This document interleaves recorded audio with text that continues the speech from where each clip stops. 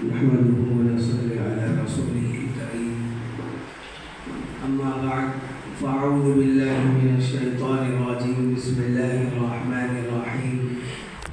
إنا نحن نزلنا عليك القرآن إنا نحن نزلنا الذكر وإنا له لحافظون وقال النبي صلى الله عليه وسلم خيركم من تعلم القرآن وعلمه أو كما قال عليه الصلاة والسلام۔ معزز علماء کرام، خصوصاً اس مدرسہ معہد القرآن کے بانی مبانی ناظم اعلیٰ علی امام صاحب حافظ قاری ثاقبی صاحب دامت برکاتہم و عمت فیوزہم کا میں بے انتہا ممنون اور مشکور ہوں کہ انہوں نے مجھے آج یہ موقع عنایت فرمایا کہ میں آپ حضرات کے سامنے کچھ گزارشات عرض کروں۔ ایسے مولانا صاحب دامت برکاتہم تقریباً جب سے یہاں مدرسے کی بنیاد ڈالی تب سے ہی مجھے آنے کی دعوت دیتے تھے، بلاتے رہے، لیکن مصروفیات کی وجہ سے بندہ نہیں آ سکا۔ تو مجھے افسوس ہے کہ پہلے ہی آ کر مدرسہ دیکھتا اور یہاں کے فضا سے مستفید ہوتا تو بہت اچھا تھا، لیکن پھر بھی ماشاءاللہ حضرت کے کل اچانک بلانے پر میں حاضر ہو گیا، تو لہٰذا حضرت کا بھی میں ممنون و مشکور ہوں۔ اور اسی طرح مدرسے کے دیگر اساتذہ کرام اور طلباء کرام اور مہمانان نظام اور اسٹیج پر جلوہ افروز ہمارے دیگر اکابر علماء کرام کی خدمت میں بھی میں سلام پیش کرتا ہوں اور انہیں بھی مبارکباد دیتا ہوں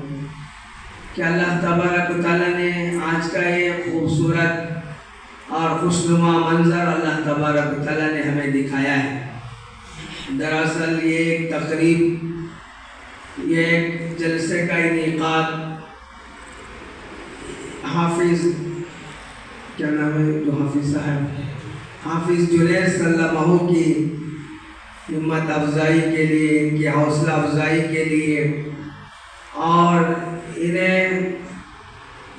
تعریفات سے اور دیگر اعزازات سے نوازنے کے لیے یہ مجلس سجی ہے۔ ماشاءاللہ سن کر بڑی خوشی اور مسرت ہوئی کہ بہت کم عرصے میں انہوں نے ماشاءاللہ قرآن کریم حفظ کیا ہے۔ تقریباً سال ڈیڑھ سال کے اس معمولی عرصے میں،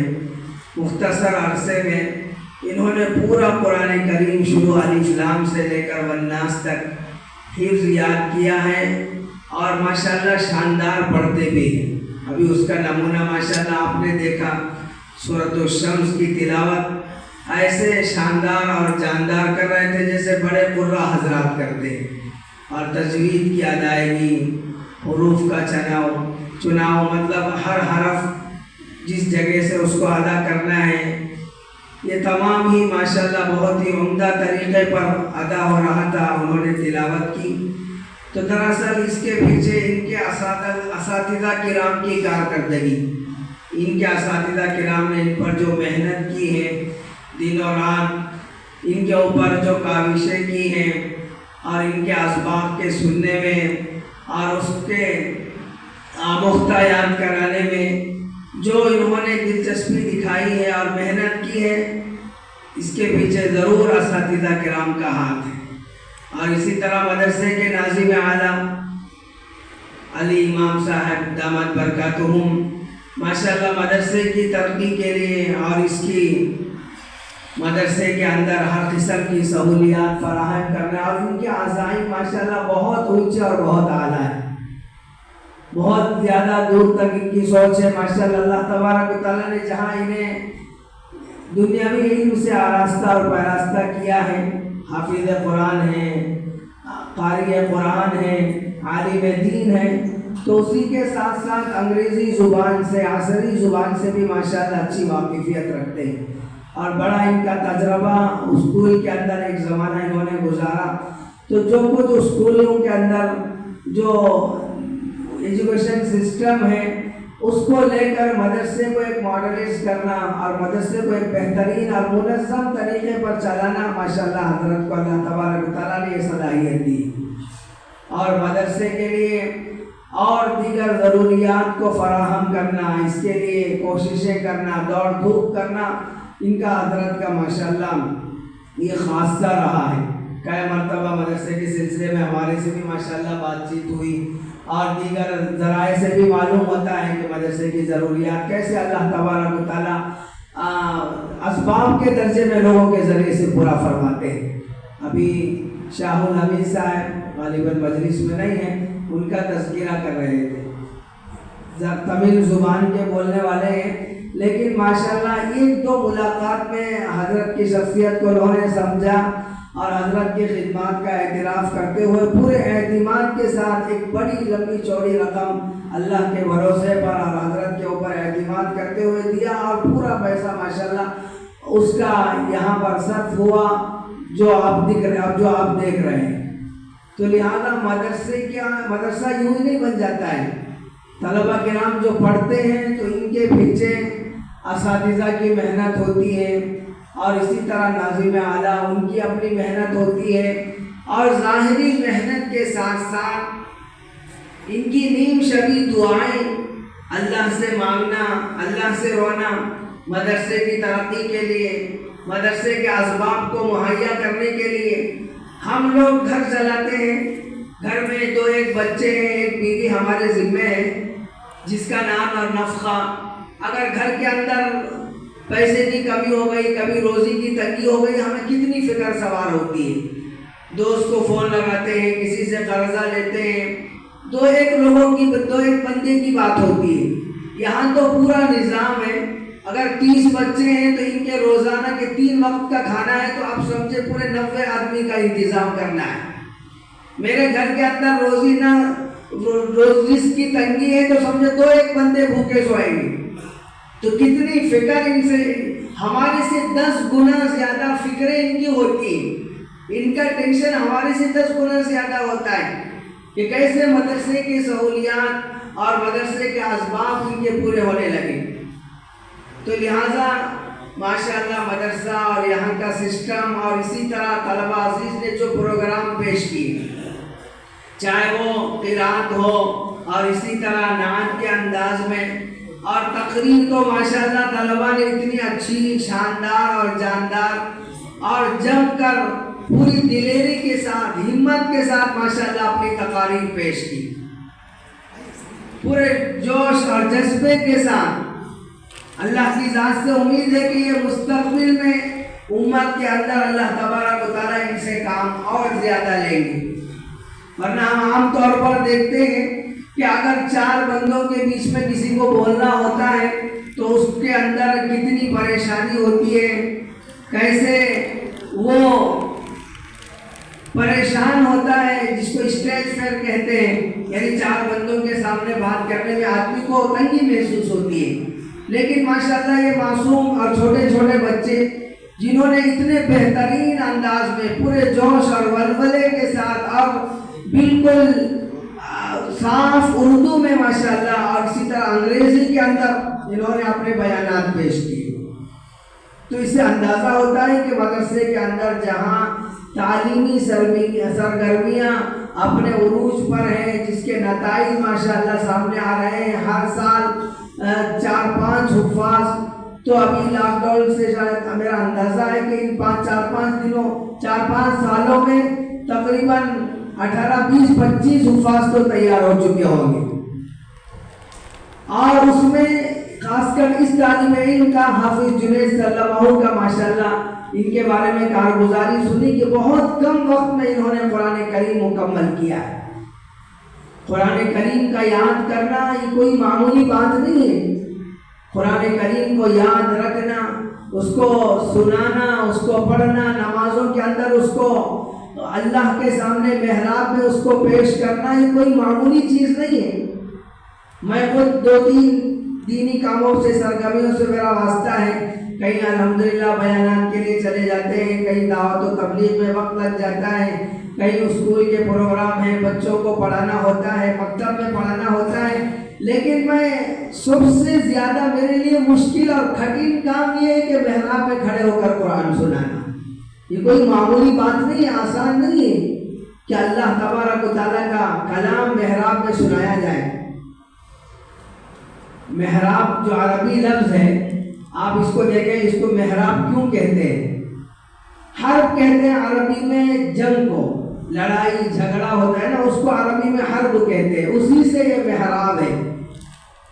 تو یہ جو محراب جو آج کی شکل میں آپ کے سامنے بنا ہوا ہے، تو اب وہاں کوئی امام حافظ قرآن سناتا ہے تو گویا اس کو ایک جنگی میدان سے گویا اس کا ایک واسطہ ہوتا ہے،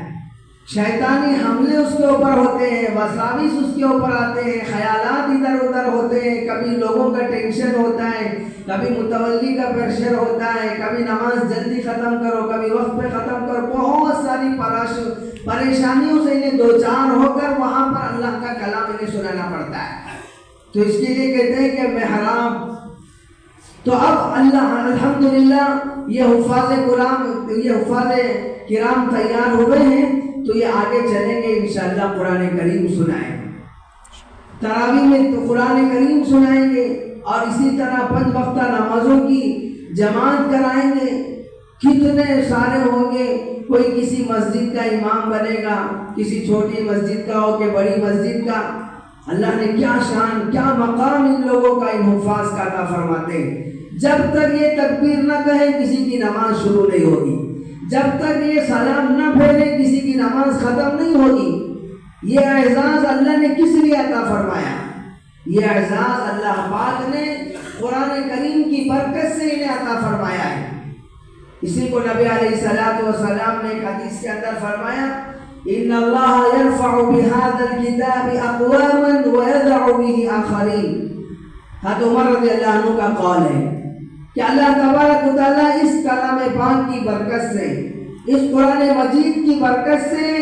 چند لوگوں کا مقام اونچا کرتے ہیں، ان کا مقام بلند کرتے ہیں،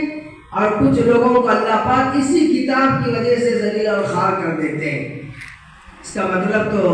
ظاہر ہے، علماء کرام بیان فرماتے ہیں کہ جو اس قرآن کو سینے سے لگاتا ہے، اس کو اپنے سینے میں محفوظ کرتا ہے، جو اس کو اپنے دل دماغ میں بٹھاتا ہے، جو اس کی تعلیمات پر عمل کرتا ہے، جو اس کے احکامات پر عمل پیرا ہوتا ہے، اس کے حلال کو حلال اور اس کے حرام کو حرام جان کر زندگی گزارتا ہے، اللہ پاک اس کو عزت کی چوٹیوں میں اللہ پاک اس کو فائز فرماتے ہیں۔ حضرت عمر رضی اللہ عنہ نے ایک مرتبہ اپنے گورنر سے پوچھا کہ فلاں جگہ کا حاکم تم نے کس کو بنایا؟ انہوں نے فرمایا کہ ہم نے نافع کو بنایا۔ حضرت عمر نے فرمایا وہ تو غلام تھا، غلام کو تم نے حاکم کیوں بنا دیا؟ تو انہوں نے گورنر نے کہا کہ حضرت وہ حافظ قرآن تھا، وہ قاری قرآن تھا، وہ قرآن کا پڑھنے والا تھا، وہ عامل قرآن تھا، وہ حامل قرآن تھا۔ حضرت عمر رضی اللہ عنہ اس موقع پر یہ بات فرمائی، ان اللہ یرفع بهذا الكتاب اقواما۔ اگرچہ غلام تھا، اگرچہ لوگوں کی بکریاں چراتا تھا، لیکن اللہ نے اس کلام پاک کی بدولت آج اس کو کتنا اونچا مقام عطا فرمایا۔ تو لہذا محترم بزرگ اور دوستو، یہ بچے گاؤں دیہات کے اپنے مقام سے ماں باپ کو چھوڑ کر آئے ہیں، تو ان پر کتنا ان کے اوپر رشک آتا ہے۔ اسی لیے نبی علیہ السلام نے فرمایا لا حسد الا فی الاسنین، حسد جائز نہیں ہے، اسلام میں اس کی ممانعت ہے۔ اگر حسد کر سکتے ہیں، رشک کر سکتے ہیں، اگر انہیں رشک کی نگاہ سے دیکھنا چاہیں تو صرف 2 ہی لوگوں کو دیکھا جا سکتا ہے، یہ وہ جسے اللہ نے قرآن کی دولت سے نوازا ہو، اس نے قرآن پڑھا ہو، اس پر عمل پیرا ہو، تو ایسے بچوں کو رشک کی نگاہ سے دیکھے۔ کاش ہمارے بچے بھی اس طرح حافظ قرآن ہوتے، کاش ہمارے بچے بھی اس طرح قرآن کے عالم ہوتے، دین کے عالم ہوتے۔ حرص، لالچ، طمع اور خواہش انہی چیزوں پر کرنی چاہیے۔ اسی لیے فرمایا یا تو خود حافظ بنو، خود حافظ بنو، اللہ کا کلام کو اپنے سینے میں محفوظ کرنے کی کوشش کرو، اگر نہیں کر سکے تو اپنے بچوں میں سے، اپنے بیٹوں میں سے، نوازوں میں سے، پوتوں میں سے کسی ایک کو اپنے خاندان میں سے حافظ قرآن بنا دو۔ اس کا فائدہ کیا ہوگا؟ اس کا بڑا فائدہ یہ ہوگا کہ قیامت کے ہول لگی اور قیامت کے اس قسمہ پرسی کے عالم میں اللہ پاک حافظ قرآن کو یہ اعزاز دے گا کہ تو اپنے خاندان میں سے 70 افراد کو، 70 افراد جن کے بارے میں جہنم واجب ہو چکی ہے، جن کا جہنم میں جانا طے ہو چکا ہے، ایسے 70 افراد کو، ابن ماجہ کی روایت کے مطابق 70 افراد کو اس حافظ قرآن سے کہا جائے گا کہ اپنے رشتہ داروں میں سے چنو، چھانٹو ایک کو۔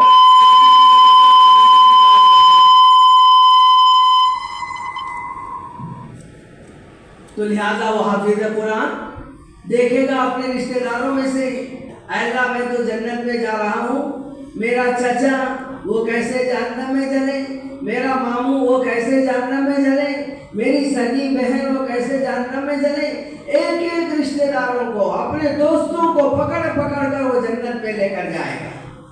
یہ اعزاز اللہ تبارک و تعالیٰ نے حافظ قرآن کو عطا فرمایا ہے۔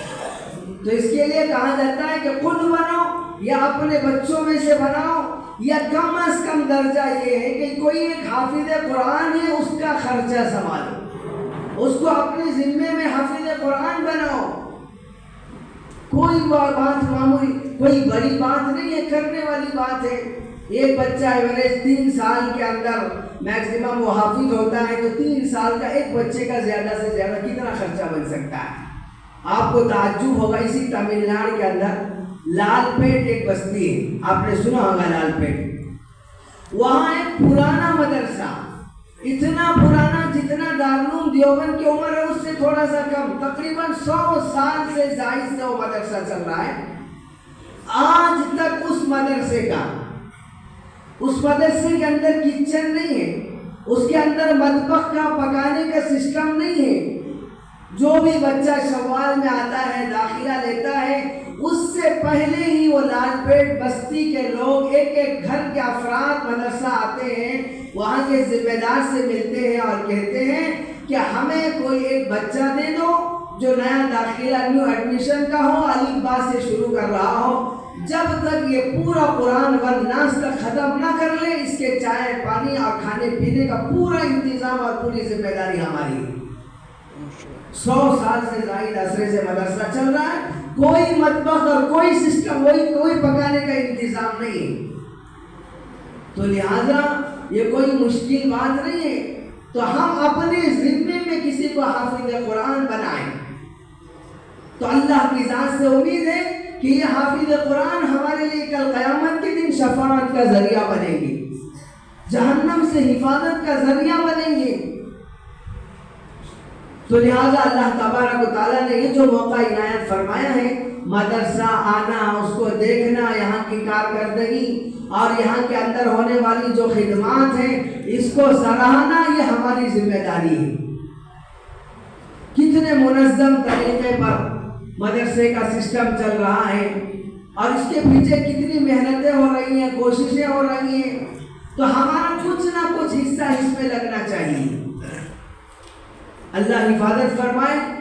آج جس ملک کے اندر ہم زندگی گزار رہے ہیں، مدرسہ اور مسجدوں کے ساتھ کیسی ان کی گھناؤنی سازشیں ہیں، کیسے ان کے غلط عزائم اور غلط پلاننگ ہے۔ انہیں تو ایک ایک مسجد کے نیچے انہیں اپنا خدا نظر آتا ہے، مسجد کے سروے پہ لگے ہوئے ہیں، اپنے خداؤں کو، جھوٹے معبودوں کو تلاش کرنے میں لگے ہوئے ہیں، کبھی کسی مدرسے کے اوپر پابندی، مدرسے پہ تالے لگانے، یہ تو دشمنی عناصر ہیں، یہ تو دشمن کی سازشیں ہیں۔ لیکن اللہ کی ذات سے امید ہے کہ اللہ پاک اس دھرتی کے اندر، اس زمین ہند کے اندر مدرسہ اور مسجد کو قائم کر کے رکھیں گے اور باقی رکھیں گے۔ اللہ کبھی اس کو مٹنے نہیں دیں گے۔ جب تک اس زمین کے اندر، ہندوستان کے اندر مسجد باقی ہے، مدرسہ باقی ہے، تو آپ سمجھیں اس ہندوستان کے اندر مسلمان باقی ہے۔ مدرسے سے اس ملک کے اندر ہماری بقا ہے۔ اگر مدرسے ختم ہو جائیں، مسجدیں ختم ہو جائیں، تو پھر مسلمانوں کا مستقبل اس ملک کے اندر بہت ہی زیادہ خطرناک ثابت ہو سکتا ہے۔ آج دشمنوں کو یہی چیزیں ان کی آنکھوں کے اندر چبھتی ہیں۔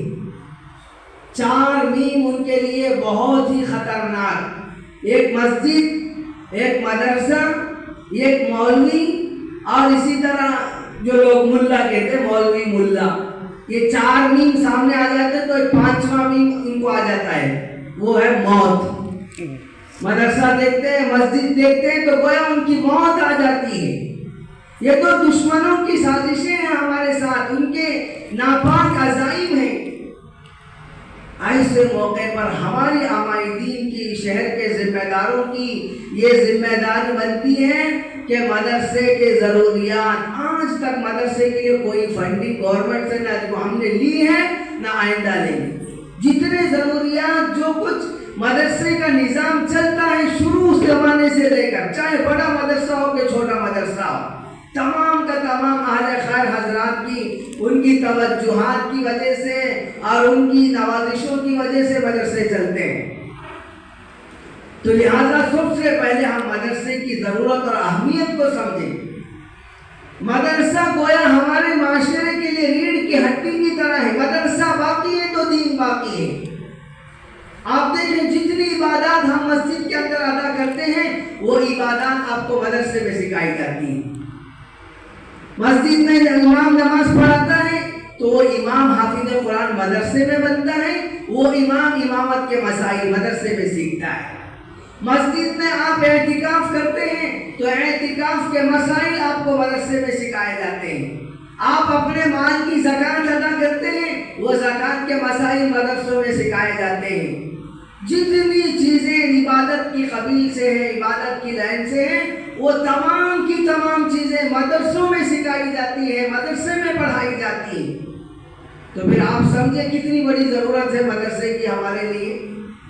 آج خود مسلمان مدرسے کی ضرورت کو نہیں سمجھے۔ مدرسہ باقی ہے تو ہمارے لیے دین باقی ہے۔ تو مدرسے کے اندر ہمارا حصہ لگے کسی نہ کسی درجے کے اندر۔ یہ نہیں کہ بھئی سال میں ایک مرتبہ ہم نے اپنی زکات کا حساب لگایا، کچھ پیسے ادھر کچھ پیسے ادھر دے دیے، بلکہ روزانہ کی روٹین یا منتھلی، کیونکہ روزانہ کے اپنے خرچ ہیں مدرسوں کے اندر، تو اس حساب سے آدمی کوشش کرے۔ مولانا اشرف علی تھانوی رحمۃ اللہ علیہ ہمارے اکابرین میں بڑے بزرگ گزرے ہیں، وہ ایک مرتبہ میرٹھ گئے۔ میرٹھ کے ایک جلسے میں انہوں نے لوگوں کو، وہاں کے سیٹ تھے، ذمہ دار تھے، نیتا تھے، ان سے مدرسے کی ضرورت اور اہمیت کو سمجھایا اور بتایا، اور آخر میں انہوں نے کہا دیکھو اگر تم لوگ مدرسوں کی مدد نہ کریں، مدرسوں کو چلانے کے لیے آگے نہ آئیں، تو ہم میں کا کوئی کرانے کی دکان رکھ لے گا، کوئی چاول بیچے گا، کوئی دال بیچے گا، ہم تو اپنا گھر کیسے بھی چلا لیں گے، لیکن آگے 40-50 سال کے بعد آپ کو جنازہ پڑھانے والا کوئی نہیں ملے گا، آپ کا نکاح پڑھانے والا کوئی نہیں ملے گا، آپ کی مسجد کے لیے امام نہیں ملے گا، آپ کے مکتب کے لیے کوئی استاد نہیں ملے گا۔ ہم اپنے پیٹ کے لیے، اپنے گھر کے لیے سوال نہیں کرتے ہیں، ہم تو کیسے بھی اپنا گھر چلا لیں گے، بازار میں دکان لگا لیں گے، لیکن یاد رکھو مدرسہ ختم ہو گیا تو پھر تمہارے جنازے بغیر نماز کے دفن ہونے لگیں گے۔ تو لہذا مدرسے کے آپ دیکھیں جتنے کام علماء کرام، حالانکہ علماء کرام کو قوم کا رہبر، مقتدا، پیشوا مان کر اپنی پوری زندگی ان کے مطابق ہمیں گزارنی ہے، لیکن لے دے کر 3 کام عام طور پر اب علماء کے ذمہ سمجھے جاتے ہیں۔ 3 کام،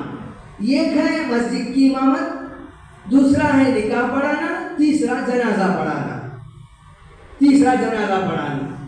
اب یہ 3 کاموں کے اندر آپ دیکھیں شروع زمانے سے لے کر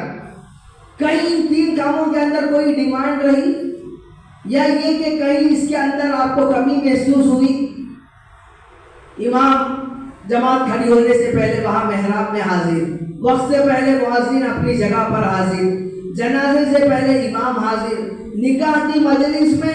نوشا دولہا تیار ہو کے آتا ہے، اس سے 1 آدھ گھنٹہ پہلے امام صاحب دفتر لے کر وہاں بیٹھے ہوئے ہوتے ہیں۔ 3 3 کام آپ نے سمجھا کہ بھائی یہ لوگ یہ ان کی ذمہ داری ہے، لیکن ان 3 کاموں کے اندر آپ نے کہیں کوئی کمی بتائی ہو؟ آپ کو ایسی مسجد تو ملے گی جو رمضان کے اندر ایسی مسجدیں تو ہوں گی جہاں ایک سے زیادہ حافظ ہوتے ہوں، لیکن ایسی جگہ ایسا نہیں ہوگا کہ بھئی کوئی ایک مسجد حافظ سے خالی ہو، وہاں حافظ نہیں ملا، وہاں مولوی نہیں ملا، وہاں امام نہیں ملا، بلکہ ایک مسجد کے اندر 2 3 حافظ ہوتے ہیں، تراویح پڑھانے والے ہوتے ہیں۔ یہ تمام کہاں سے نکلتے ہیں؟ کہاں کی پروڈکشن ہے؟ یہ تو مدرسے کی پیداوار ہے، مدرسہ آپ کو دے رہا ہے، تو لہٰذا مدرسے کی اہمیت اور اس کی ضرورت کو سمجھیں۔ اور اسی طرح ماشاءاللہ اس مجلس کے اندر ان بچوں کے ذمہ دار بھی ہوں گے، اور خصوصاً بچے بھی ہیں ماشاءاللہ جو بن ٹھن کر ماشاءاللہ آپ حضرات کے سامنے یہاں پر بیٹھے ہوئے ہیں۔ تو ان بچوں سے بھی ایک گزارش یہ ہے کہ جس طرح حافظ جنید صلی اللہ علیہ وسلم نے پوری کوشش، محنت اور لگن کے ساتھ بہت کم مدت کے اندر انہوں نے اپنا پورا قرآن حفظ کیا، یہ اور بچوں کے لیے بھی ایک کیا کہتے ہیں ایک موٹیویشن، یہ دوسرے بچوں کے لیے بھی ایک جذبے کا ذریعہ بنے، اور بچے بھی کوشش کریں، اس بات کی ہمت کریں کہ ہمیں بھی ان چیزوں کے اندر تقابل کرنا ہے، ان چیزوں کے اندر ہمیں مقابلہ دکھانا ہے۔ وَفِي ذَلِكَ فَلْيَتَنَافَسِ الْمُتَنَافِسُونَ، تنافس، آگے بڑھنا اگر کسی چیز میں ہے تو اس چیز کے اندر آپ دکھائیں۔ 2 3 باتیں میں اپنے بچوں سے کر اپنی بات کو ختم کر لیتا ہوں۔ سب سے پہلے یہ ہے کہ تم تہ دل سے، دل کی گہرائیوں کی، دل کی اتاہ گہرائیوں کے ساتھ اللہ کا شکر ادا کریں۔ اس گئے گزرے زمانے کے اندر جہاں قحط سالی ہے، جہاں رزق کی روزی کی تنگی ہے، ماں باپ کتنا پریشان زندگی گزارتے ہیں، اگر آپ کے ماں باپ چاہتے ہیں تو آپ کو کسی میکینک کی دکان میں آپ کو داخلہ میکینک کی دکان میں جما سکتے تھے، سائیکل ریپیئر کرے، موٹر ریپیئر کرے، یا یہ کہ کسی چائے کی دکان میں بھی آپ کو رکھ کر 100 200 روپے کما کر وہ اپنا پیٹ بھر سکتے تھے، لیکن انہوں نے قدر کی آپ کی زندگی کی۔ انہوں نے دیکھا کہ ہم چاہے بھوکے پیاسے رہ جائیں گے، لیکن میرا بچہ حافظ قرآن پڑھے گا تو دنیا میں بھی اللہ میری عزت کو اونچا کریں گے، اور قیامت کے دن اللہ ہمیں ایسے تاج سے سرفراز کریں گے جس کی روشنی سورج کی روشنی سے بھی زیادہ ہوگی۔ ماں باپ کی عظمت کو سمجھیں کہ ان ماں باپ نے تمہارے لیے اپنے دل پر پتھر رکھ کر انہوں نے مدرسہ بھیجا ہے،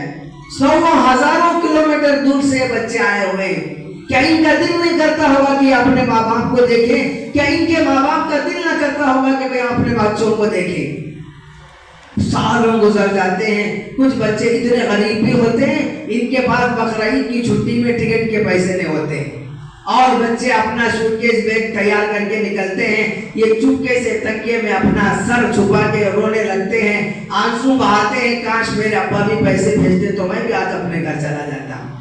یہ زمانہ ہمارے ساتھ گزرا ہے، ہم نے یہ زمانہ یہ دن اور رات گزار کے آئے ہیں مدرسے سے، ایسے ایسے غریب بچے بھی ہوتے ہیں۔ تو اب یہ ماں باپ کا اللہ ماں باپ کا شکر ادا کریں